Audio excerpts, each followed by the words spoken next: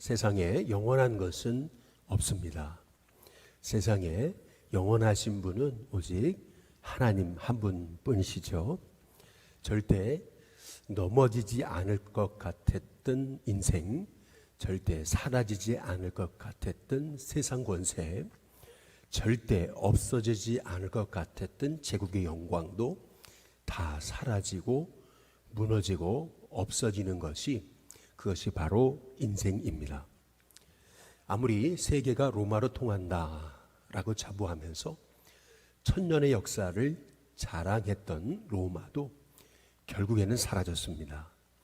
세상에 영원한 것은 없는 것이죠. 1999년에 세계 핸드폰 1위를 차지했던 노키아도 결국에는 그 핸드폰의 영광을 내어줄 수밖에 없었던 것이 세상의 이치입니다. 세상에 영원한 것은 없습니다. 오직 우리 하나님만, 예수님만 영원하신 것이죠. 그것이 오늘 두로를 통해서 주시는 하나님의 말씀이 되는 것입니다. 17절에 보면은 항해자가 살았던 유명한 성읍이여라고 그렇게 말하고 있습니다. 두로는 선박 항해술로 인해서, 무역으로 인해서 굉장히 발전한 나라였습니다. 너와 너의 주민이 바닷 가운데 있어 견고했다라고 그렇게 말씀하고 있듯이, 이 두로는 바닷 가운데 살았던 아주 견고한 성읍을 가진 그러한 나라였습니다.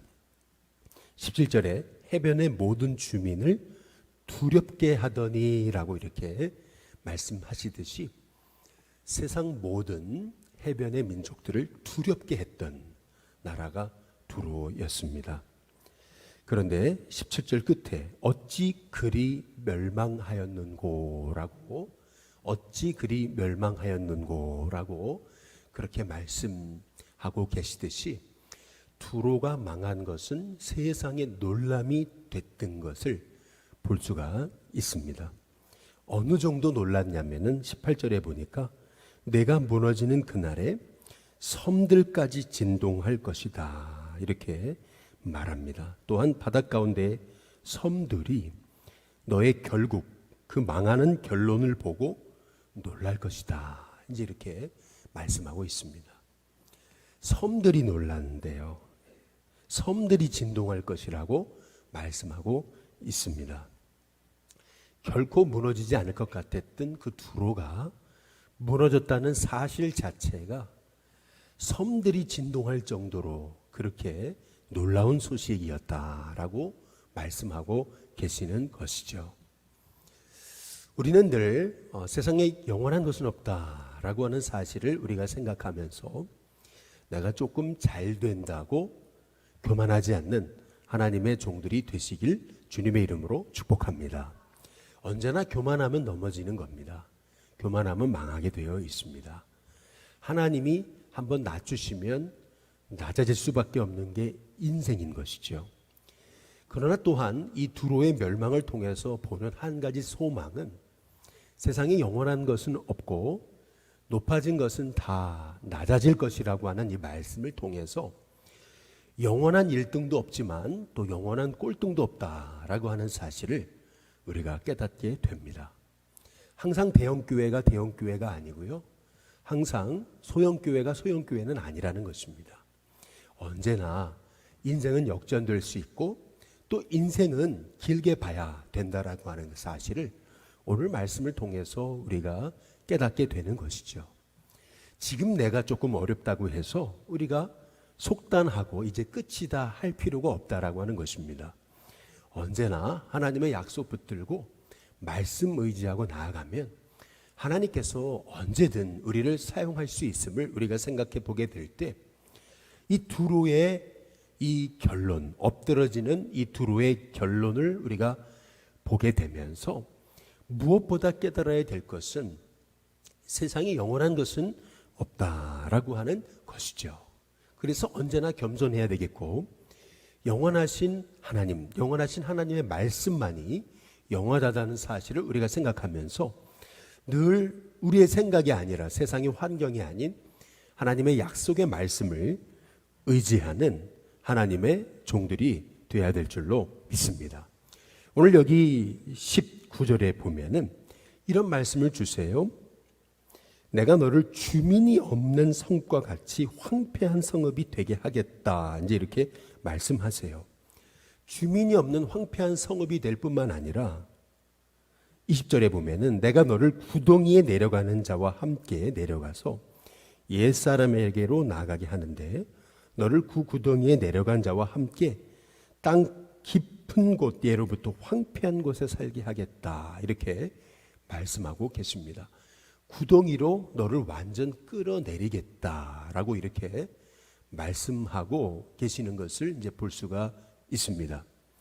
우리가 이제 살펴보게 되시겠지만은 이 두로는 소위 사탄의 그러한 멸망과도 같은 그러한 모습을 담고 있습니다. 그래서 우리가 곧 보게 되시겠지만은 이 사탄처럼 높아져서 그렇게 교만했던 그러한 두로의 모습을 이제 빗대어서 에스겔 선지자를 통해서 말씀을 주시고 계시는 것을 이제 여러분이 보시게 될 것입니다. 이 두로에 관해서 특별히 에스겔 선지자는 뭐 다른 암몬이나 모압이나 뭐 에돔이나 이런 족속에 관해서는 불과 몇 절 요약을 해 놓으시고 예언을 해 놓으셨는데 두로에 관해서만큼은 3장을 걸쳐서 그리고 7가지 예언을 통해서 하나님이 두로의 미래에 관해서 하나님 말씀하고 계셔요. 왜 이렇게 두로에 관해서 클로즈업을 해 놓고 계시는지 이제 여러분이 살펴보시게 될 것입니다. 우리가 이 두로에 관해서 우리가 깨달아 알아야 될 것은 아무리 세상 권세가 높고 세상 권세가 하늘을 찔러도요 결국에 하나님이 낮추시면 낮아질 것이라는 것입니다. 북한도 안 무너질 것 같죠? 그렇지 않습니다. 무너지게 되어 있습니다. 공산주의도 안 넘어질 것 같았죠? 그러나 다 넘어졌습니다. 결국에는 세상에 하나님 없이 높아진 것들은 다 무너지고 다 쓰러지게 된다라는 것이 오늘 두로의 결론을 통해서 우리가 볼 수 있게 되는 것입니다. 두로는 소위 바벨론이 공격했을 때 육지와 연결된 그들의 나라는 점령됐지만 바다 한가운데 있었던 그들의 도시는 무너지지 않았습니다. 심지어는 페르시아가 공격했음에도 그 페르시아의 공격에서도 살아남았던 것이 바로 두로였습니다. 알렉산더 대왕이 결국 또 다시 아주 대군을 이끌고 이 두로를 공격하죠. 알렉산더 대왕도 그 육지와 연결된 도시는 점령을 했습니다. 그러나 바다 가운데 있었던 두로는 점령을 하지 못했습니다. 두로는 비웃었습니다. 한번 우리에게 와서 공격해 보라 말이죠. 그때 알렉산더 대왕은 소위 완전 생각지 못한 전략 하나를 만들어내죠.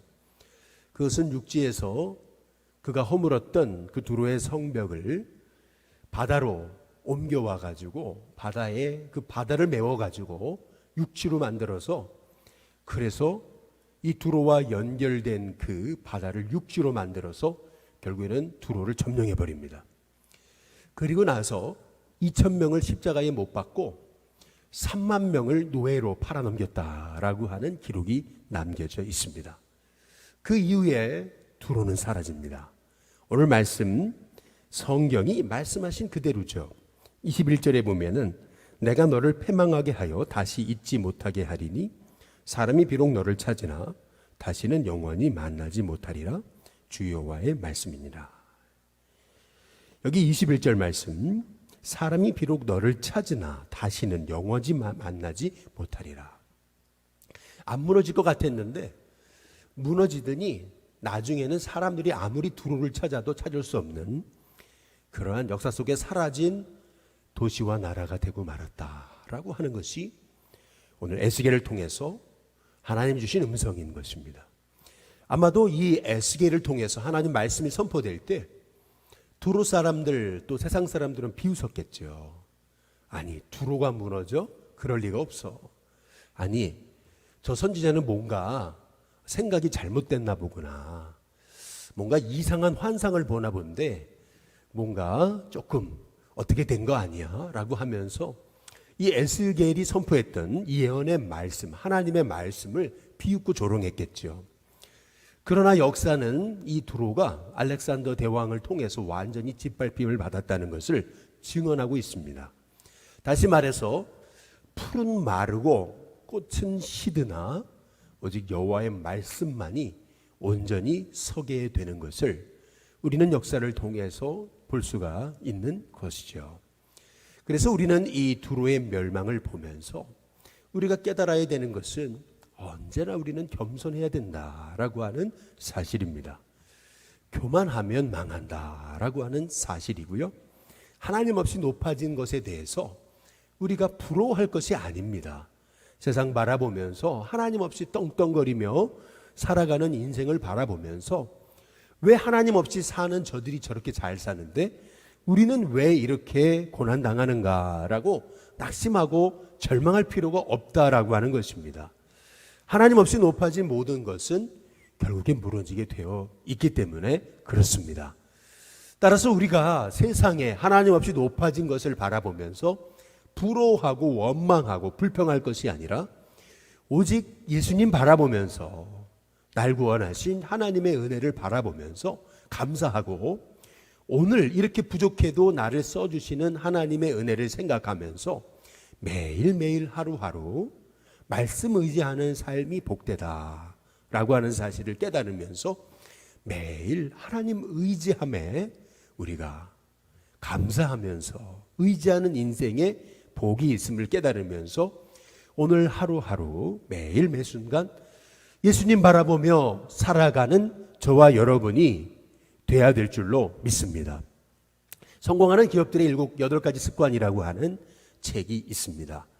짐 콜린스의 이 책은 우리 한국식으로 번역됐기 때문에 제목이 성공하는 기업들의 8가지 습관이라고 하는 그런 제목으로 붙여지게 됐던 것이죠. 그러나 영어식 제목은 다릅니다. Built to Last 그랬습니다. 영원히 이 기업이 지속되기 위하여 무엇이 필요한가라고 하는 그런 참 탁월한 그러한 기업의 명저 중에 하나인 것입니다. 기업의 수명을 살펴봤더니 기업의 수명이라는 게 어떤 기업들 평균적으로 30년밖에 되지 않더라는 것입니다. 우리도 잘 아시다시피 한보 같은 그룹들 사라지고 넘어지고 무너지잖아요. 안 무너질 것 같았던 그런 기업들이 무너집니다. 이 짐 콜린스는 그런 얘기를 하는 거죠. 세상에 그렇게 대단한 기업들도 결국 수명이 30년 정도밖에 되지 않고 요새는 그 기업의 수명이 더 짧아지고 있다라고 그렇게 이제 말하고 있는 것이죠. 그렇다면 어떤 기업들이 그렇게 지속 가능한 기업이 됐는가? 우리는 기업 그러면은 그렇게 생각하잖아요. 이윤 추구를 목적으로 하기 때문에 이윤 추구의 목적을 삼아야 된다 이렇게 생각하지만 오히려 기업이라 하더라도 이윤 추구, 다시 말하면 돈이 목적이 아니고 가치를 추구할 때 그 기업은 결국 끝까지 살아남는 기업 중에 하나가 됐다라고 말하면서 아주 중요한 얘기를 합니다. 그것은 뭐냐면 본질을 붙잡는 기업들, 그리고 그 본질을 발전시키는 기업들, 그것이 그 기업들이 결국 지속 가능한 기업으로 성장했다라는 것을 강조하고 있습니다. 세상에 기업을 연구하는 그러한 전문가들도 본질의 중요성에 대해서, 본질을 붙잡는 것에 대해서 강조하고 있습니다. 결국 우리 믿음의 사람의 본질이 무엇이겠습니까? 세상 붙잡는 거 아니죠. 결국 하나님 붙잡는 것입니다. 말씀을 붙잡는 것입니다. 그 말씀 붙잡고 나아가면요, 결국 하나님이 말씀 붙잡고 본질 붙잡고 나아가는 저와 여러분을 하나님이 쓰시고 우리 일신교회를 통해 또 저와 여러분의 삶 가정을 통해서 일하시는 역사를 보게 된다라고 하는 것이죠. 결국 교회의 본질은 무엇이겠습니까? 결국 교회의 본질은 영혼 살리는 거 아니겠습니까? 결국 교회의 본질은 예배가 아니겠어요? 결국 교회의 본질은 예수님을 믿어 구원받게 하고 성도들이 그 예수님 안에서 서로 교제하고 떡을 떼면서 그 교회가 결국 세상을 향해 나아가는 거. 우리 예수님께서 너희는 가서라고 얘기하시잖아요. 결국 교회가 바라봐야 되는 것, 교회가 사명으로 삼아야 되는 것, 그것은 세계 복음화, 주님이 부르신 그 지상 명령을 감당하는 것, 그거 아니겠어요? 결국에는 이 본질을 놓치지 않는 교회는 결국 하나님이 쓰신다라고 하는 거죠. 근데 이 본질을 놓치는 교회는 아무리 수천 명이 모이고 수백 년의 역사를 가지고 있어도 결국 본질을 놓치면 교회는 부러진다는 겁니다. 두로가 놓쳤던 본질이 뭐예요? 결국 하나님이 그들을 붙들고 계시다는 거 아니겠어요? 하나님이 붙드셔야 승리하는 삶이 되는 건데 교만해 버리니까 자기를 붙들고, 교만해 버리니까 자기의 재물을 붙들고, 교만해 버리니까 자기의 그 난공불락의 성을 의지했던 거거든요. 그러나 결국 자기를 의지하고 세상을 환경을 의지했던 두로는 무너집니다. 그러나 오직 하나님 말씀 붙잡았던 멸망했던 것 같은 예루살렘 이스라엘은 다시 말씀대로 하나님이 바벨론으로 70년 끌려간 그들이 다시 돌아오게 하시는 것이죠. 마찬가지로 여러분, 망한 것이 아닙니다. 아무리 우리가 무너지고 쓰러져도 말씀 붙잡으면 하나님이 다시 소성케 하시는 것입니다. 오늘 이 새벽에 결국 하나님, 풀은 마르고 꽃은 시들지만 오직 하나님 말씀은 영원히 서는 줄 믿습니다.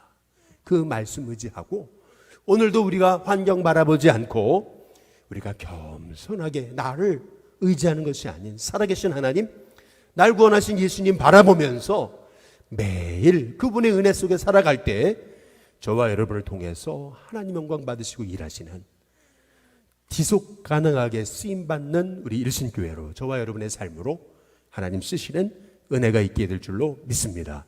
오늘 하늘의 삶 가운데도 정말 하나님 말씀 의지하게 해달라고, 영원하신 하나님 의지하게 해달라고 기도하면서 오늘 한날의 삶 가운데도 하나님 우리의 삶에 당장 있는 어려움 보지 않고 낙심하지 않고 하나님 약속 붙들고 멀리 바라보고 오늘 하루하루 감사함으로 믿음으로 승리하는 저와 여러분이 다 되시기를 주님의 이름으로 축복합니다.